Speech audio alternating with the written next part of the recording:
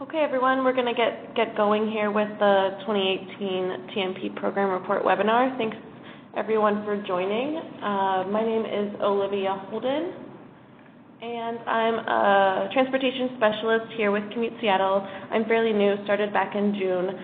You may know me or recognize my name because I've been emailing you about TMP program requirements, or I've been working with your company one-on-one to come up with some commuter benefits or work to reduce your drive alone or single occupancy vehicle rates around the city. A couple of housekeeping items before we get rolling. To chat or respond to any questions you may have or I may propose to the group, just use the little chat icon box in the Join Me window here. It looks like a little chat bubble, and it'll pop up a window, and you can move it around appropriately on your screen for your best view there. If you're calling in via phone, I do suggest logging on to the Join Me app or website to be able to view the slides. There will be a link to the webinar afterwards if you wanted to view the slides there. But during the webinar, the slides do provide a great supplement with links and information for you all to access. Also, if you're at a desktop or a laptop and would like to pull up the Commute Seattle website to preview the TMP questions, I think that would also be pretty fruitful and helpful for you all. The website there is commuteseattle.com/TMP, and then you'll click the little TMP program report bubble there to take you to the questions. There's also a slight delay in the phone call in webinar, so if you propose a question, it might just take a few little seconds to pop up for you all. And all of the attendees attending the webinar are on mute, so there's no feedback from you all for the webinar today. So let's jump in. So again, this is the 2018 TMP Program Report, and it's a training for building transportation coordinators and property managers across the city. Just a brief agenda here. Today we're going to cover the purpose of the Transportation Management Program Reports, what it is and what it entails. We'll do a quick SurveyMonkey walkthrough, although I will be on a PDF version of the SurveyMonkey. It's not the best platform to be able to test or run through with folks. And then we'll move into questions, comments, and concerns that you may have as a building manager or building transportation coordinator in completing the program report for 2018. So at Commute Seattle, we are a public-private nonprofit, and we have a partnership between the Downtown Seattle Association, King County Metro, Sound Transit, and the Seattle Department of Transportation. And together, Commute Seattle staff, we foster mobility partnerships and services to keep Seattle moving and thriving for all. But what does that mean exactly? We work with a number of clients across the Puget Sound to ensure commuters and employers and buildings and transportation managers know all of their options on how they get from A to B. Alongside that, we work with all of you as well as companies to reach targets and goals regarding congestion and single occupancy driving. We also consult on a number of services and best practices that often lead to a decrease in folks driving alone to work, and also encourage folks to take transportation options that are available and robust around the city of Seattle. So you may hear the phrase, I've already mentioned it a few times, TMP, and TMPs are a part of a master use permit that you get whenever a building is set out to be developed. So they're a part of that requirement, and they require folks to take certain actions, the building owner or the property manager, to take certain actions to mitigate traffic and congestion as well as parking impacts for the building. So all in all, they want to, they kind of have two goals in mind. They want to provide ways and mitigations that you can decrease single occupancy driving, so people driving alone to the building, and provide robust commuter program elements to help achieve that SOV goal. So most TMPs around the city are based on a single occupancy vehicle goal. So for example, one building may have an SOV goal of 40%. So that's a goal for the building to have. Others may have a goal as low as 10%. And very often we find that the goals are outdated because these TMPs were written and built when the building was under construction or being developed. So some of them may be from the 70s and might have an out-of-date goal, and that's okay. We're just working through that bureaucratic process here at Commute Seattle too. So the Commute Seattle Big Business Team, what we do is an array of things. We do trainings like this one. We connect employers with appropriate vendors to help with commuter best practices. We provide data analysis and technical expertise.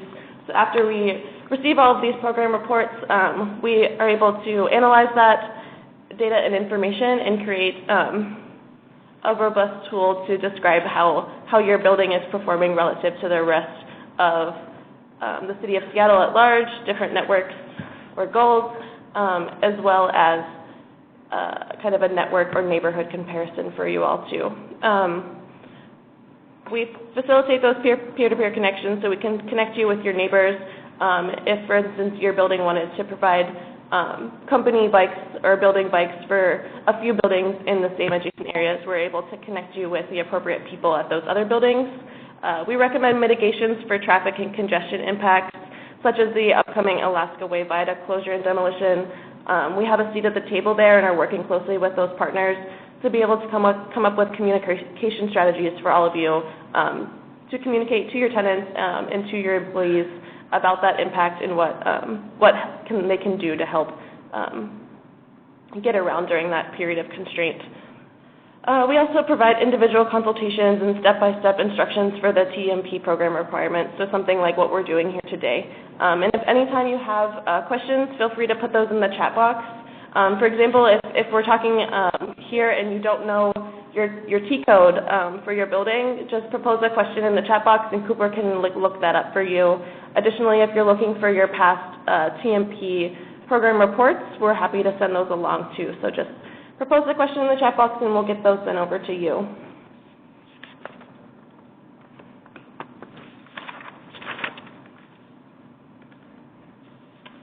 So data shows that we can achieve these goals and work together to be able to accomplish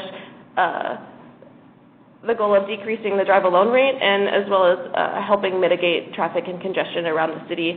So in 2017, we did a survey and we found that 3 out of 4 commuters are taking transportation options to get to work. So only 1/4 of those folks coming in to the city between 6 a.m. and 9 a.m. are driving alone. So that's really awesome, and it was a goal that we had set out to achieve, and it's something that we have accomplished in the timely manner.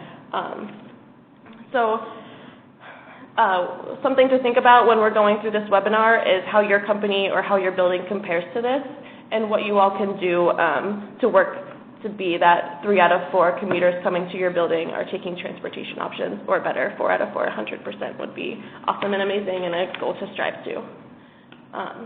So alongside all of the growth of Seattle, we have noticed that we've been increasing the amount of jobs and increasing the amount of people coming to downtown, but the drive alone rate has seen a decrease. So not all of those new people coming to the city of Seattle are driving alone to get to work. They realize that it's not the best way to get here, and they're taking a transportation or commute option to get to work or their destination. And the construction and growth isn't news to anyone, but there is an opportunity here that presents itself, that it's a great time to catch people as they're in kind of a social behavior change. So a new person moving to the city of Seattle, it's a great time to catch them and change their behavior before they even get going. So one question also to think about when you're completing the program reports is how you can leverage Seattle's growth and development and influence your tenants and employees' behavior change. So what's in it for you, and why should you care, and why should you complete the TMP program reports? For one, it provides up-to-date commuter information. So it gives you a data pool of information that is consistent and you can measure over time. We also have peer-to-peer network comparison, so we're able to look at the program report information that you submit and compare it to your neighbors and compare it to a property manager that is similar to you all. It's also an awesome time to engage leadership, engage your higher-ups and your bosses about why you think and why the data shows that commuter benefits really benefit your bottom line and your business at large. And fourth and final, you want to remain in compliance with the Transportation Management Program requirements, and the program report is one of those requirements for you all. There's also a slew of other things that are great for the program reports, and that's kind of continuity with base turnover. So if you have if you're a new face to the TMP Program Reports, getting this information is a good way to remain consistent and continue to log this information over time. It also gives you a great idea of some communication strategies that you can take to communicate with your building tenants and get them the commuter information that they need.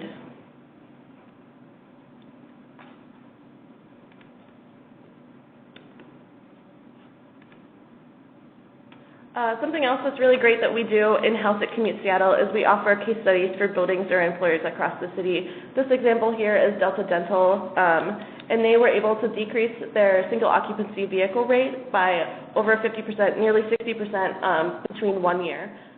Mainly this was due to a relocation for them. They moved into a more dense area with more transportation options, but they also had an idea in mind that they wanted to engage commuters and employees in this move. They didn't want to lose employees because of their move. They wanted to retain their employment and make them a part of the move-in process and create some ownership there. So they had anywhere from lunch and learns, commute practice rides. They implemented progressive work policies and embedded flexibility in the company culture. And most importantly, again, those commuters played a role in shaping the company's future, which cultivated a lot of pride and excitement for Delta Dental. This is another way that you can help enhance your company and tenants. This is a great way to feature what your building does to promote tenant commuter behavior and encourage folks to get out of their cars and choose a commute option to get to work every day. If there's something that you're interested in, feel free to post in the chat box and we can connect you with your Commute Seattle transportation specialist and work with you all to create a case study individually. Next up, another reason why you should care is we have an upcoming professional development opportunity where you can actually earn credits towards your BOMA membership if you are a part of that program. So we have a partnership event here with Commute Seattle, BOMA, Seattle Department of Transportation, and the Seattle Department of Construction and Inspection, all of which I'm sure you're familiar with as you've submitted master use permits and all of that previously. And if you're not, this is going to be a great event to connect to those folks, put some faces to the name, and connect with the folks that are actually making the policy and regulations behind the desk there. So the BOMA event is set out to create transportation knowledge for all of you to bring back to your jobs and be able to vocalize what's coming in the transportation world here for Seattle, what's going to be changing and what's going to be altering our commutes. So there's going to be a heavy focus on how you can take action now and create more commute options and better communication during this time of constraint that we're approaching very quickly. And if you have more questions about that, I'm happy to answer those. Feel free to pose any questions in the chat box about the upcoming BOMA event on September 12th.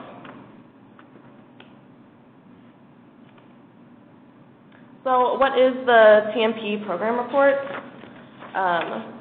It's a TMP requirement and it's in a SurveyMonkey format. And we always make the questions available to you all on the website that I directed you to in the beginning of the survey. So TMPs are implemented by property managers or building transportation coordinators. And just to repeat those goals in mind that I had mentioned previously, they're set out to understand what your building is doing to encourage people to not drive alone to the building. So to encourage people to take the bus, to join a carpool or van pool, to bike or walk to work, and what you're doing to make that easier for the people traveling to your building or from your building. The deadline for TMP program reports is October 1st. So we've got about a month to compile this information and work together to be able to complete the program report and understand what your building is doing to achieve those SOB goals and encourage folks to take commute options.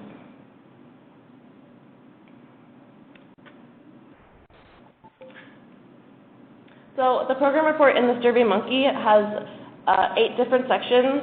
The first 5 are listed there on the slide here. We've got property management or property information. So this will be information about your T code, what your address is, contact information, and so on. We're going to jump into the SurveyMonkey in just a few minutes, but I'm going to review the sections here before we get into there. The second section is about your program management and encouragement, so how you manage the commuter program and how you communicate the program to your tenants and employees.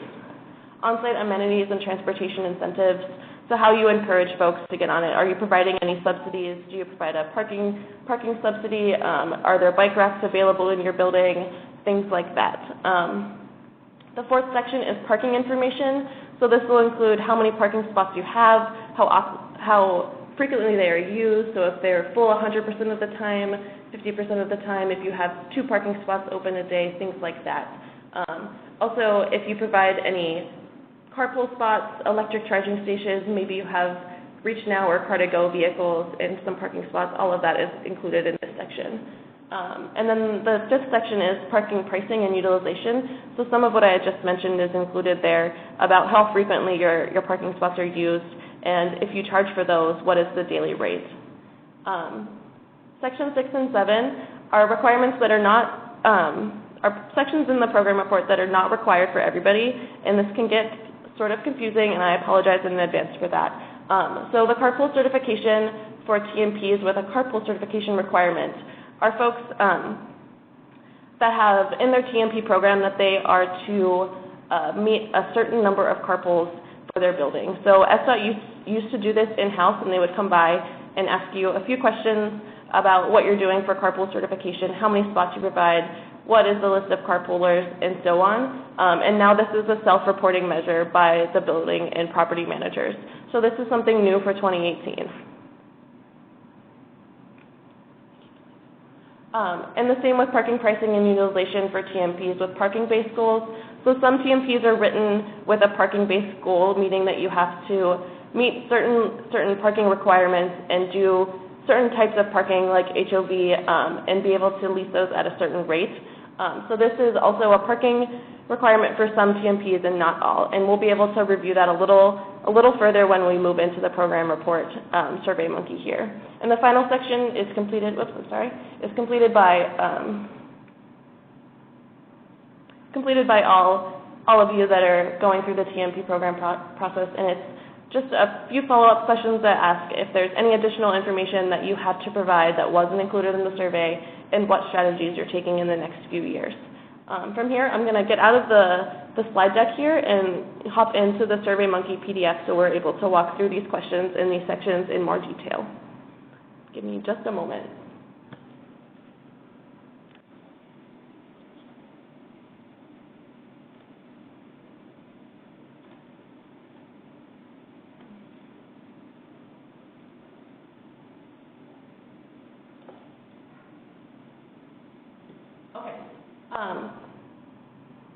So the first section here, as I scroll up and up, apologize, maybe the full screen mode isn't the way to go. Here we go. So the section 1 is property information. So the first question is asking you about the TMP address matching your city record. So it may not be the address that you currently have.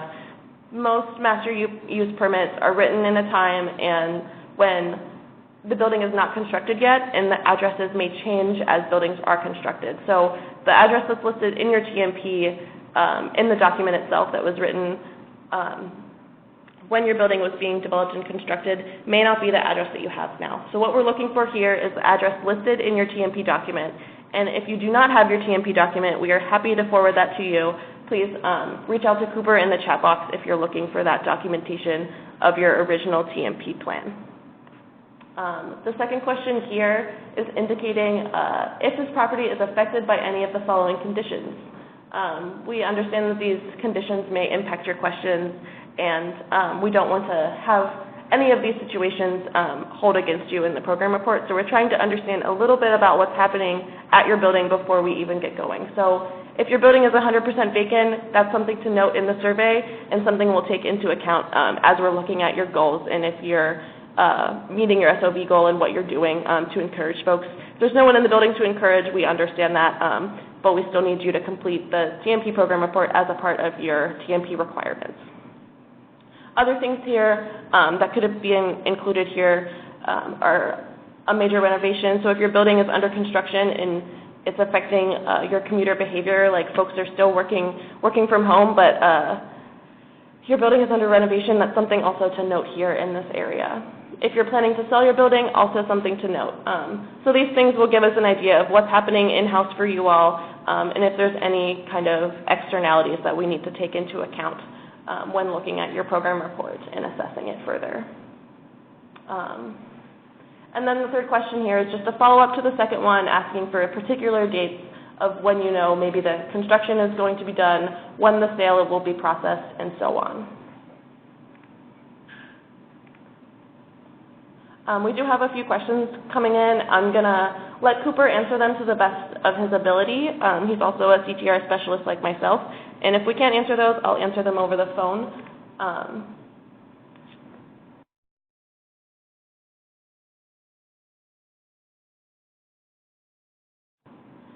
So the question here from Catherine is, how come not all downtown buildings are a part of this report? As I mentioned previously, some buildings are susceptible to transportation management plans as a part of their master use permit. And this question, I think Cooper and I would both love to follow up on and consult with our folks at the Seattle Department of Transportation, because it's not clear to us even why some buildings downtown are constructed and they are susceptible to this TMP and why others are not. So Catherine, I think we'd like to follow up with you on that individually, and also we can pose an answer to the group as well if others are interested in that too.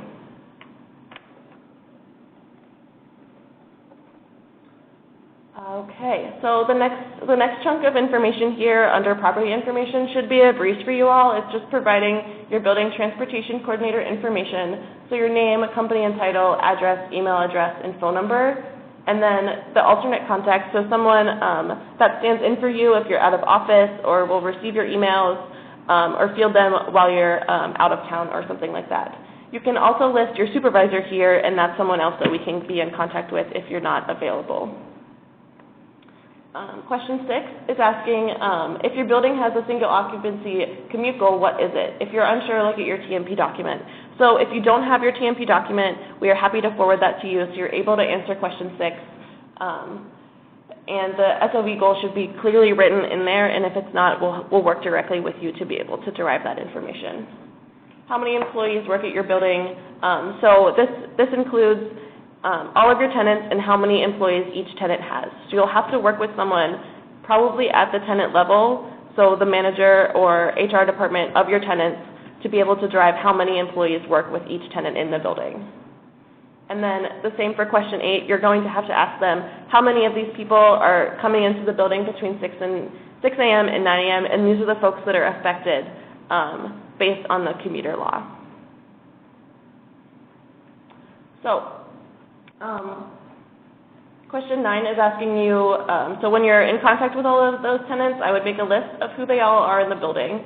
And SurveyMonkey only lets us have 10, so if you have more than 10, you're welcome to upload a document detailing the tenant name and number for each, and it has to be a doc or docx format. So we apologize if you have an Excel file with a list of all your tenants, copy the table, paste it into a Word doc, and you'll be able to upload that to the SurveyMonkey. Question 11, do you require that tenant companies participate in your building's transportation management plan or program and identify a company as employee transportation coordinators through your lease? So this is asking you if you require tenant companies to also appoint someone like yourself to be able to help folks access commuter options, access their commuter benefits. So what's the flex scheduling? Do they get an ORCA subsidy? Those types of things. So if you require someone else in a tenant to be someone like you, this is where you would answer yes or no. Question 12 is asking you if your building lease agreements require tenants to provide public transportation subsidies or related benefits to their employees. So if a tenant in their lease is required to provide an ORCA benefit, that would be where you answer yes or no. Also, if you're required to provide parking spaces for tenants, that's also can be included here as well. So we're moving on here to Section 2. If there's not any questions about Section 1, I'll move on. The Section 1, the program reports are kind of set up in a way that ease you into it with information that shouldn't be too difficult, and then get a little bit more complex and end with some fairly easy information as well. So it gets a little heavy in the middle. Just work with us on that.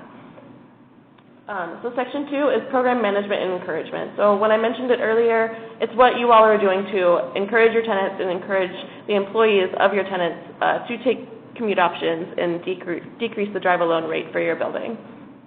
So this one is fairly simple. How you make your contact information available. So do you make it available at all? Is it displayed anywhere, yes or no? And then a follow-up to that is, does your building display commuter information via any of the following? So if you have a screen in the front of the building that provides some transportation information, if you have a corkboard there with a bunch of flyers and information about commuter benefits, maybe you have an interactive digital kiosk or an intranet site for all of your tenants. These are all ways that you can provide commuter information and communicate that to your tenants and employees. And then we'd like to know the frequency of how you distribute information about your building's transportation options to tenants. So if you're forwarding the TMP newsletter that goes out quarterly, and that's the only form of communication, that's where you can answer quarterly for question 15 on your frequency of communication. If you're posting on the internet site weekly with transportation and traffic impact updates, this is where you can answer the frequency of that. We had a question yesterday for some folks that were completing the program reports for a different company, and they were wondering if they're using an intranet site, how they can report the frequency on that. So I just mentioned that if the intranet site is updating information on a continuous basis, that would be a daily recommendation. If it's just a weekly update, it's kind of your interaction with the intranet site and how you're making that information available and the frequency of such. The next question is when you last submitted or distribute transportation program information to your tenants.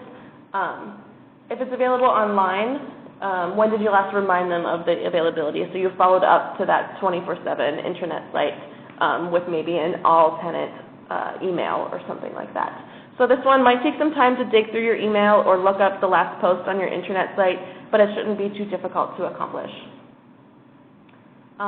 In what formats do you typically distribute information? Again, we're just looking for how you communicate it. So if it's a paper or printed material, if you're using the intranet site, or maybe you're just doing mass emails to all of your tenants about commuter information. Do you distribute transportation program information to new tenants? So as a new lease is fulfilled and a new tenant moves in, are you communicating with them about their transportation options, yes or no? Does your building participate in promotional commute programs and campaigns? Check all that apply. So if you do promote and participate in any of these campaigns, such as Earth Week, Washington Bike Month, which is in May, Ride Transit Month, which is in June, we just had that not too long ago, Walktober is coming up in October, or maybe you do an additional internal campaign where it's Carpool Tuesday, and everybody that carpools on Tuesday gets a $5 Amazon gift card or something like that. That's where you would note your promotional campaign here for question 19. In the past year, have you or a previous BTC attended a transportation or TMP themed event or training hosted by SDOT, King County Metro, or Commute Seattle?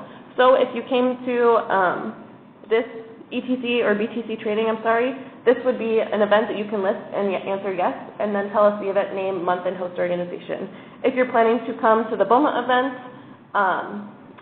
I would answer yes here and list that you're planning to come and the date that's coming, September 12th for that.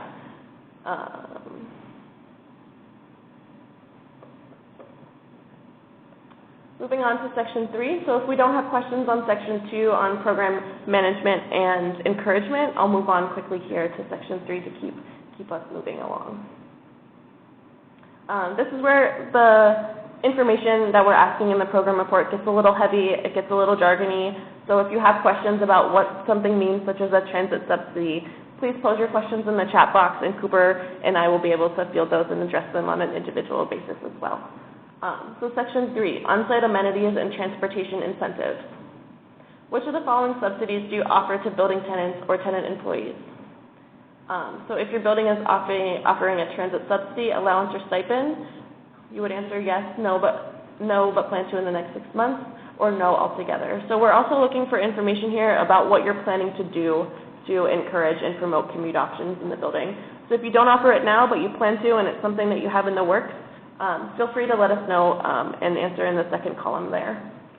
If you're providing a van pool, van share, or carpool subsidy, allowance or stipend, if you're giving folks a parking allowance stipend or for employees who drive alone, if you're giving folks $10 a month for active transportation like bicycling, that would be answered here as well. And also, if your building has a program known as an emergency or guaranteed ride home, this is where you can answer that as a following subsidy and benefit for your tenants.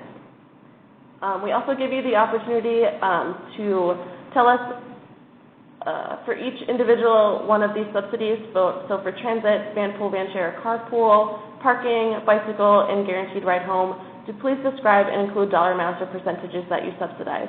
For example, if your company gives an ORCA benefit, so that would be a transit subsidy, and you subsidize 15% of that, you would include the percentage that you subsidize.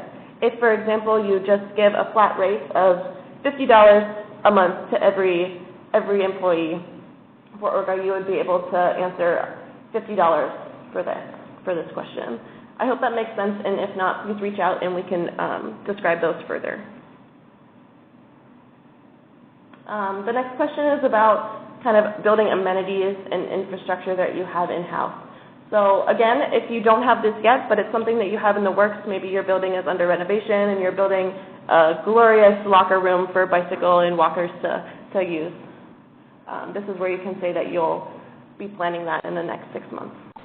So we're looking for information like showers, lockers, a secure bicycle storage, so one that's locked and available for folks with kind of a key fob access or something like that. Covered bicycle racks is something that maybe is in a parking garage but doesn't have secure access to it. Uncovered bicycle racks that the weather will affect those, so if they're just out on the street or maybe in front of the building store and the rain can get on those in the winter. Bicycle maintenance or on-site repair. Some folks in their bicycle rooms have a few tools that folks can change a flat tire with, fix their seat with, and so on. So if you provide some tools or kits for folks to be able to do their bicycle maintenance, you can list that here. Also, some folks in buildings sometimes offer car seats for borrow for the emergency ride home. So if your child gets sick at daycare and you need to pick those up, some buildings have car seats for borrow that they can take in their emergency ride home that you can list here in other. Question 23 is asking how many bicycles can be parked on the racks and or accommodated in the bicycle storage facility. So typically for a bicycle rack, that is like a U-shape or a staple for bicycle racks, the typical amount that fits comfortably on those is 2. So if you have one of those, your capacity would be 2 bikes per rack. Some racks hang on the wall that is only 1 bike per rack. So you'll have to do a little bit of field work here to be able to understand how many bicycles your bike rack facilities can actually house. Does your building have an account with or offer discounts to tenants for the following? Zipcar, Car2Go, Reach Now, or other car shares.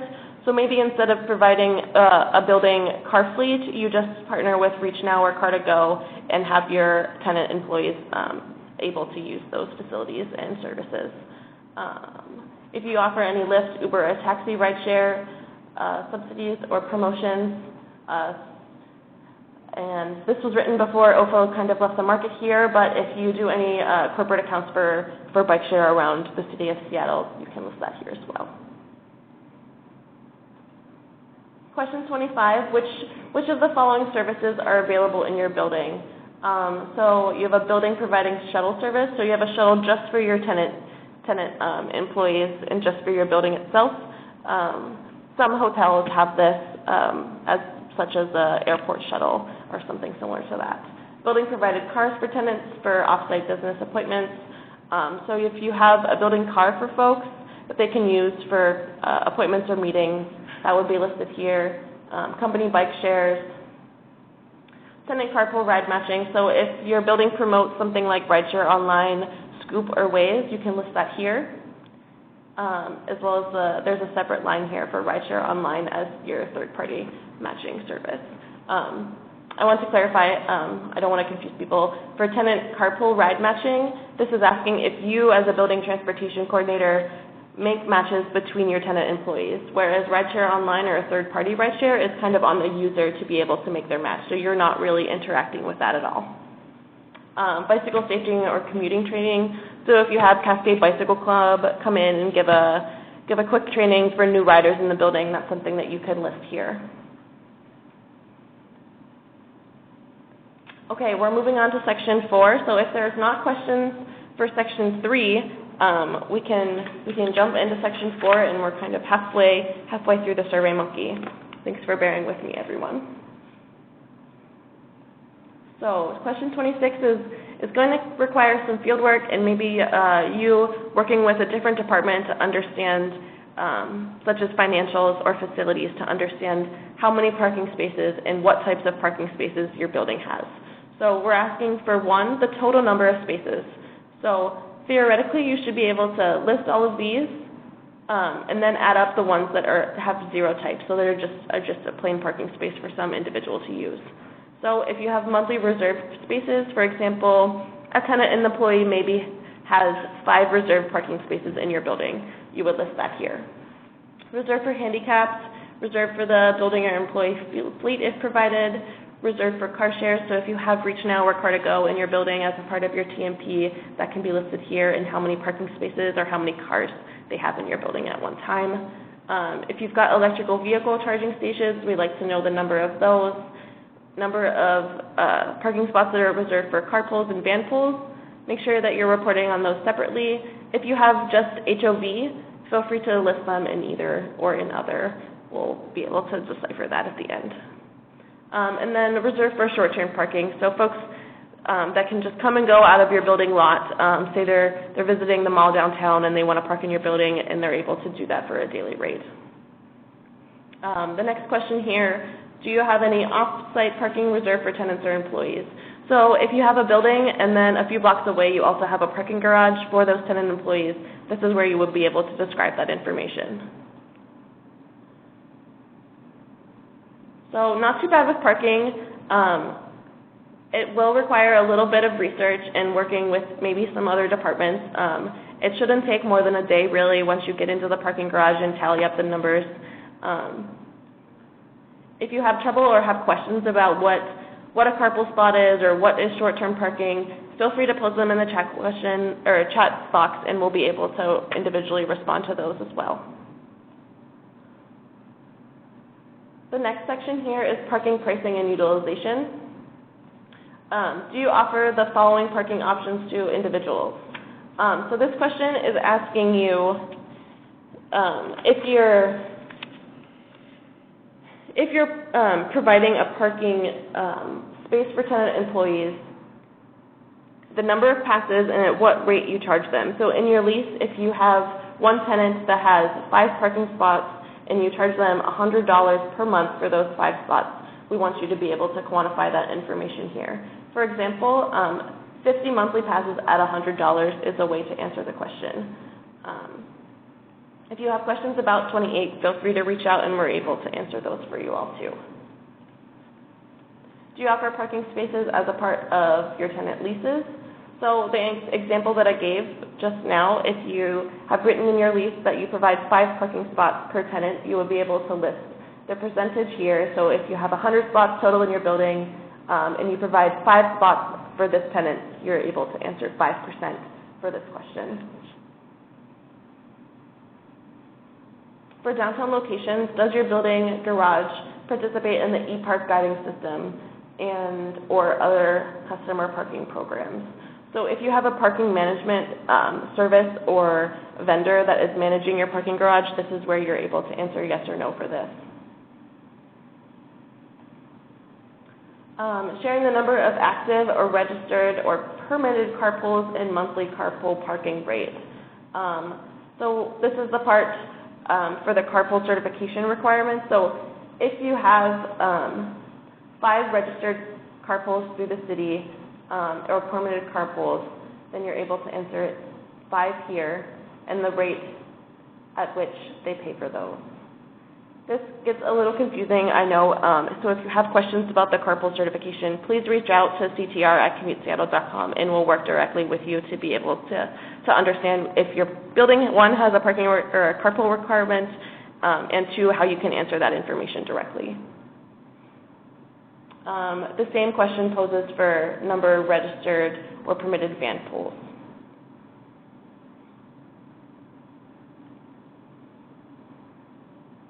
So this is a follow-up question for the carpool certification. So if you're operating a commercial parking garage downtown that is TMP conditioned with a reserved carpool spaces, please describe your certification process for approving new carpool applicants and the renewal process for existing carpools. So if you have a carpool certification and a new carpool comes in with a new tenant, how do you work them through that process? How do you guarantee they have a parking space in the garage? And what that process looks like for you as the building transportation coordinator. Additionally, the same question poses for existing carpools that need to be renewed. What does the process look like, and how do you go about that as a building transportation coordinator? So if you're a TMP with a parking-based goal, your Commute Seattle transportation specialist would have outlined this in the email we sent you all, but we would like to know some of the parking goals, and this will help us measure them over time as well. So the number of reserved carpool spaces occupied at 10 a.m. So this will require you to go out on any Wednesday before October 1st at 10 a.m. and see how many carpool spots are occupied. And again, this is only for if your TMP contains a parking-based goal. If you have questions about if your building has a TMP parking-based goal, feel free to reach out to ctr@commuteseattle.com and we'll be able to answer that question for you directly. And then just listing the date of when you did the carpool count. And the same information poses for van pool occupancy. Okay, and then Section 8, like I mentioned before, we're finishing out with kind of a few easy questions here in the TMP program report. So 38 and 39 here are just additional follow-up questions. So we're asking you for 38 if you have any other program elements required in the TMP that are not covered in the questions. So when you're completing the program report, it would be great if you had the TMP on hand and were able to cross-reference if there are things in the program report that are required in your TMP that are not listed in the SurveyMonkey. And if so, then you're able to answer or to provide those additional requirements that your building is susceptible to in question 38. So if there are additional things that your building has to do as a part of your TMP that are not listed in the program report, up to this point, this is where you can list them. And then 39 is asking what changes to program information and or promotions, if any, are anticipated in the next 2 years. So the next time we do program reports will be 2020, and so we're trying to look it out and see what you have planned for the next 2 years in terms of promoting commuter benefits, promoting transportation options, and trying to decrease your single occupancy vehicle rate. So if you're planning to participate in Bike Month and Transit Month and campaigns, this is a great place to list those. If you're planning an in-house campaign or maybe are changing the way that your leases are revolved around parking, all of this are plans to help decrease that SOV rate and encourage transportation options, and this is where you can list that information. And we've made it to the end of the SurveyMonkey here. The last question is just providing your name and job title and that you acknowledge that this is a part of the City of Seattle's monitoring compliance of the TMP. So it's just a confirmation of the program report and why we're setting it out here. I'm going to jump back into the slide deck here. We've got about 12 minutes left set aside for the webinar today, and I'd just like to open up it to the audience about questions. I know I ran through that SurveyMonkey report pretty quickly and didn't touch on everything as detailed as I'd like, but I wanted to keep at least 10 minutes here at the end for questions, and then we can circle back to the program report document and dive into those a little bit more detailed if questions pose.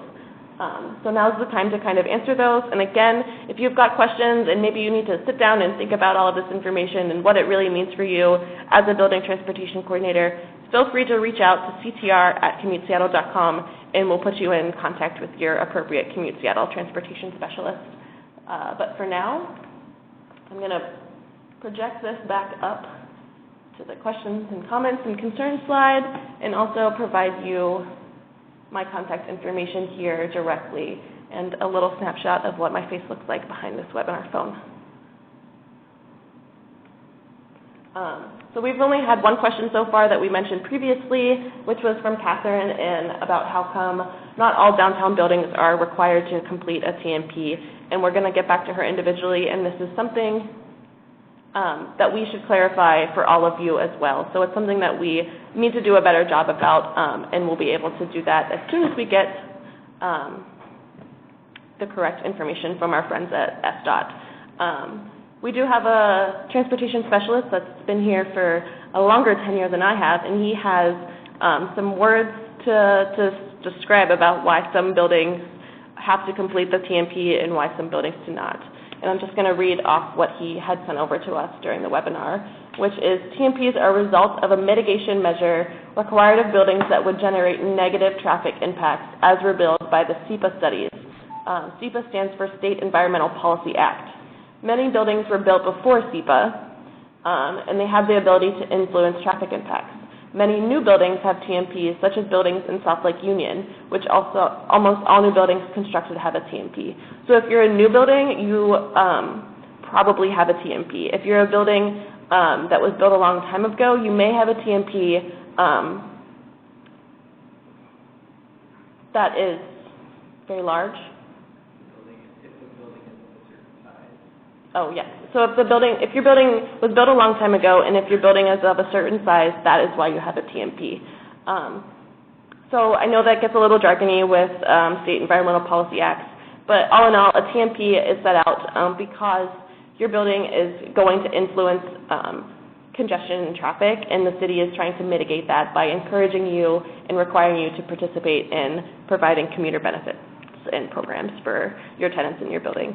Catherine, I hope that answers your question, and if you need more information on that, please let us know in the chat box, and we'll be able to follow up with some links and further information to describe the TMP law better.